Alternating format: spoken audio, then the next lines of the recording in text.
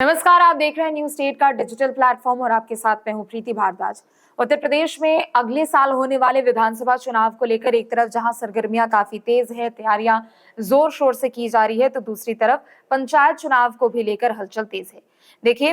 उत्तर प्रदेश में चुनावी माहौल से अगर देखा जाए तो ये साल और अगला साल भी काफी ज्यादा महत्वपूर्ण रहने वाला है, क्योंकि इस साल पंचायत चुनाव को लेकर अभी काफी ज्यादा हलचल हो रही है, तैयारियां एक तरफ हो रही है, लेकिन दूसरी तरफ अभी तक ये स्पष्ट नहीं है कि आखिर पंचायत चुनाव कब और कैसे होंगे। देखिए, पंचायत चुनाव को लेकर पिछले कुछ दिनों से काफी ज्यादा चर्चाएं हो रही थी, चूंकि अब यूपी में जनगणना भी शुरू होने वाली है, लेकिन दूसरी तरफ ओबीसी आयोग का गठन भी नहीं हुआ है। काफी सारी चीजें हैं जो कि एक साथ चल रही है, जिस वजह से ये स्पष्ट नहीं हो पा रहा है कि आखिर पंचायत चुनाव कब अब और कैसे होने वाले हैं। इन सबके बीच जो पंचायती राज मंत्री हैं, यानी ओपी राजभर, जो कि कैबिनेट मंत्री हैं, उनकी ओर से कुछ ऐसा बयान दिया गया जिसके बाद अब ये उम्मीद लगाई जा रही है कि आने वाले समय में यूपी में पंचायत चुनाव इसी तारीख के इर्द गिर्द होते हुए नजर आ सकते हैं। लेकिन इन सब के अलावा अगर हम बात करें तो उधर इलाहाबाद हाईकोर्ट की भी ओर से हरी झंडी का इंतजार किया जा रहा है, और जैसे ही इलाहाबाद हाईकोर्ट की ओर से हरी झंडी दे दी जाएगी, उसके बाद चुनाव की जो तैयारियां हैं जमीनी स्तर पर, वो भी शुरू हो जाएगी। सबसे पहले आपको बताते हैं कि उत्तर प्रदेश में दरअसल जनगणना शुरू होने वाली है, और उसके बाद क्या कुछ होगा,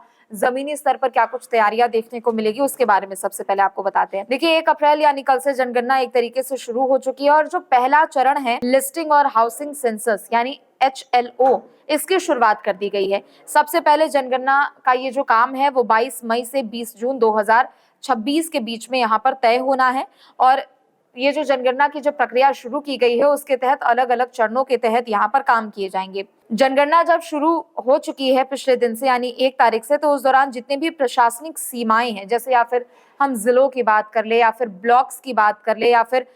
उनकी जो कुछ भी सीमाएं हैं उसके तहत यहाँ पर उनको फ्रीज करने का काम कर दिया जाता है। चूंकि उत्तर प्रदेश में जो प्रशासनिक इकाइयां हैं वो 1 जनवरी 2026 से 31 मार्च 2027 तक के लिए फ्रीज की जा चुकी है। तो ऐसे में चरणबद्ध तरीके से जनगणना का जो कार्य है वो शुरू किया जा रहा है, और इसी वजह से 1 फरवरी 2026 से लेकर 31 मार्च माफ कीजिएगा 1 जनवरी 2026 से लेकर 31 मार्च 2027 तक, यानी लगभग 1 साल 2 महीने के बीच में किसी भी नए जिले या फिर पंचायतों का गठन नहीं हो सकता है, क्योंकि जनगणना के तहत इनको फ्रीज करने का काम किया गया है। लेकिन जो मौजूदा ढांचा है, जो मौजूदा अभी तक जितने भी पंचायत है, जो 75 जिले हैं, उनके आधार पर बात करें तो तकनीकी रूप से संवैधानिक तौर पर कोई इसमें अभी बाधा नहीं है, लेकिन बार बार यही एक सवाल किया जा रहा है कि आखिर उत्तर प्रदेश में पंचायत चुनाव कब कैसे होंगे, और परिसीमन की अगर जरूरत नहीं पड़ती है तो जो अभी मौजूदा ढांचा है उसके आधार पर चुनाव को कराया जा सकता है। एक तरफ जनगणना की प्रक्रिया शुरू हो चुकी है, लेकिन ओबीसी आयोग का गठन नहीं हुआ है। देखिए, कोई भी चुनाव हो उसमें आरक्षण एक बहुत बड़ी भूमिका निभाता है।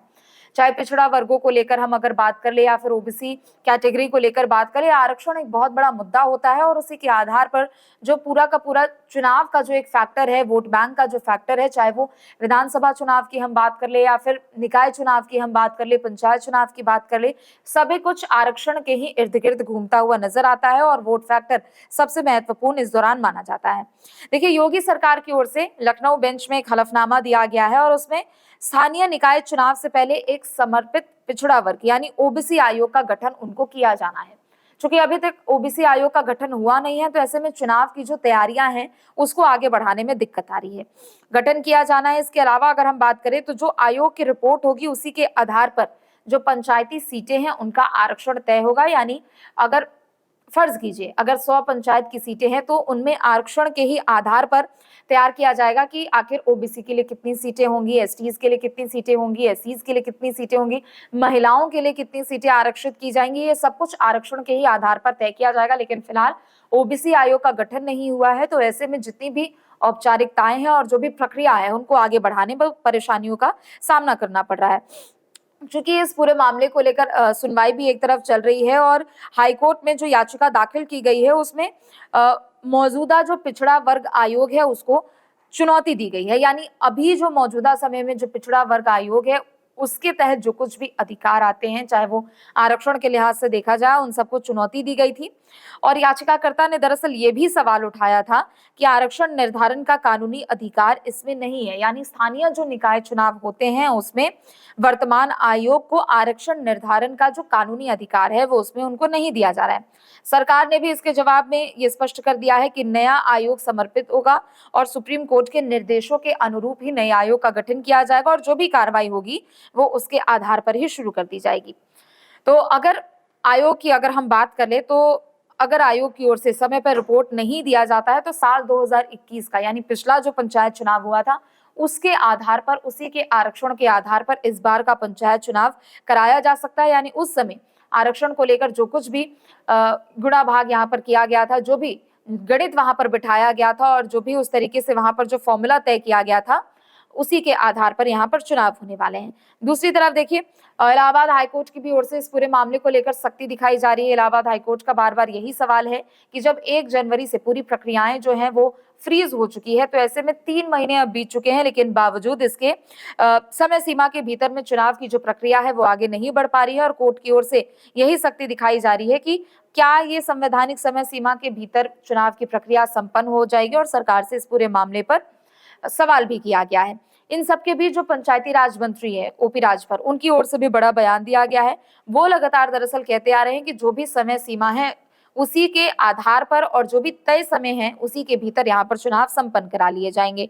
उनके अनुसार यहाँ पर कहना है कि जो बैलेट पेपर्स है उनकी छपाई पूरी हो चुकी है, प्रदेश के सभी 75 जिलों में उनको भेजा जा चुका है और वो दावा भी कर रहे हैं कि 12 जुलाई 2026 तक, यानी जुलाई तक हर एक स्थिति में, हर हाल में ग्राम पंचायत हो, क्षेत्र पंचायत हो या फिर जिला पंचायत हो, उनके चुनाव संपन्न करा लिए जाएंगे। लेकिन इन सबके बीच ओपी राजभर का ये भी कहना है कि